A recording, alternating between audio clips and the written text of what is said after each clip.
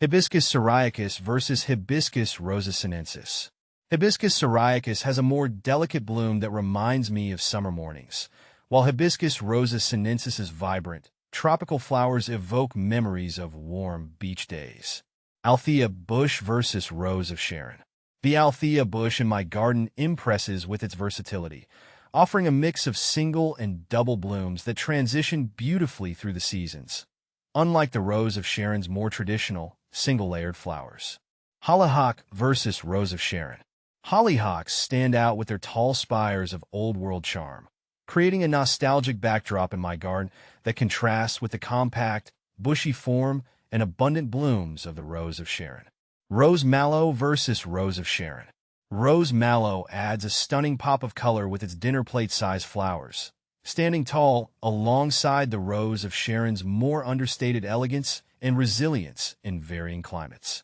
How to prune Hibiscus syriacus. Pruning Hibiscus syriacus is best done in late winter or early spring before new growth begins. I typically start by removing any dead or damaged branches, followed by shaping the plant to encourage a pleasing form and promote healthy growth. While Hibiscus syriacus can tolerate heavy pruning, I prefer to take a more conservative approach, removing no more than 1/3 of the plant's overall growth to avoid stressing it unnecessarily. Is Hibiscus syriacus a perennial? Yes, Hibiscus syriacus, also known as Rose of Sharon, is a perennial shrub that's beloved for its beautiful blooms and easy care. In my garden, it reliably comes back year after year, providing a welcome burst of color in late summer when many other plants are starting to fade. Its resilience and longevity make it a valuable addition to any landscape. Is Hibiscus syriacus edible? While some parts of the Hibiscus syriacus plant are edible, such as the flowers, buds, and leaves, it's important to note that not all varieties are suitable for consumption. Some cultivars may contain compounds that can cause stomach upset or other adverse reactions if ingested in large quantities.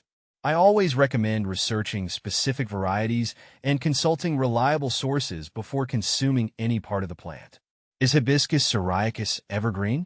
Hibiscus syriacus is not typically considered evergreen, as it tends to lose its leaves in the winter months in most climates. However, it is deciduous and can retain its leaves longer in milder climates or sheltered locations.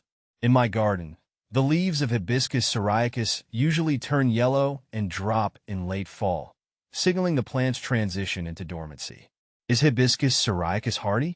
Hibiscus syriacus is generally considered hardy and can tolerate a wide range of growing conditions, including heat, drought, and poor soil. However, it's important to note that it may not be fully cold-hardy in all climates.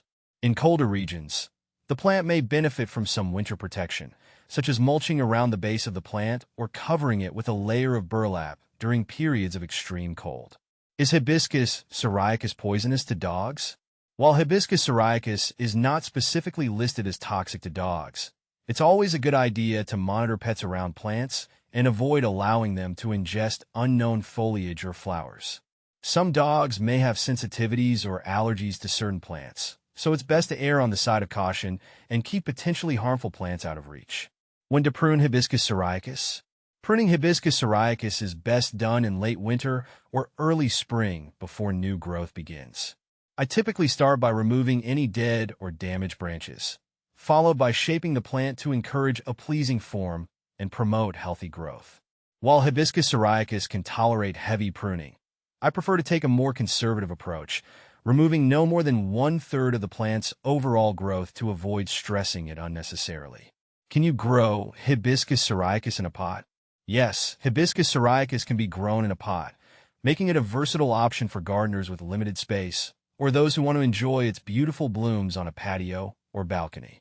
When growing Hibiscus syriacus in a container, it's essential to choose a large enough pot with good drainage holes and use a well-draining potting mix.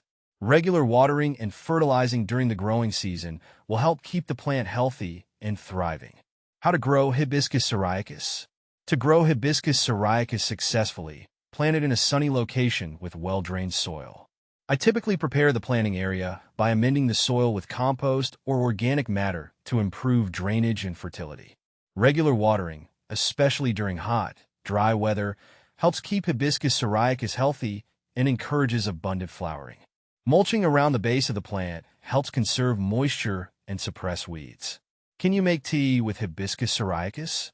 While some species of hibiscus, such as hibiscus saberifa, are commonly used to make tea, hibiscus syriacus is not typically used for this purpose. While the flowers of hibiscus syriacus are edible and can be used to flavor beverages or salads, they are not commonly brewed into tea like other hibiscus varieties. However, some gardeners may experiment with using hibiscus syriacus flowers in herbal teas or infusions for their unique flavor and health benefits. Do deer eat hibiscus syriacus? In my experience, deer tend to avoid eating hibiscus syriacus in my garden. While no plant is entirely deer-proof, I've found that hibiscus syriacus's tough, leathery leaves and sometimes bitter taste make it less appealing to deer compared to other garden plants. However, individual experiences may vary depending on local deer populations and food availability.